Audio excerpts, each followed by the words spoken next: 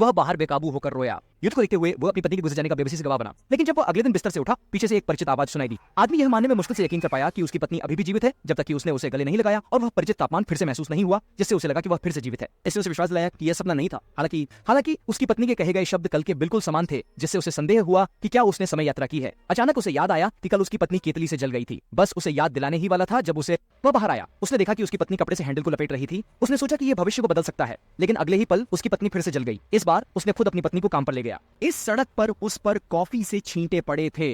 इस बार आदमी ने मौका देखा और जल्दी से अपनी पत्नी को पीछे कर लिया, लेकिन अगले ही पल कॉफी लेकर जा रहे राहगीर ने उसकी पत्नी को टक्कर मार दी। आदमी ने अब अंत में समझा कि वह चाहे कुछ भी कर ले, वह इसे रोक नहीं सकता। दुर्भाग्य से उसने सीधे अपनी पत्नी को यहाँ से ले जाकर आदमी के ग्रहण कर आ गया। रास्ते में उन्हें तेज बारिश का सामना करना पड़ा और दोनों बारिश से बचने के लिए एक छोटे से घर में आ गए। इसके लिए गरीब आने के लिए आदमी लड़ी जाने का इरादा किया, पर अनपेक्षित रूप से वह आग पड़ बैठा। अनपेक्षित रूप से घड़ी टूट गई थी और कल उसकी घड़ी भी बिल्कुल टूट गई थी।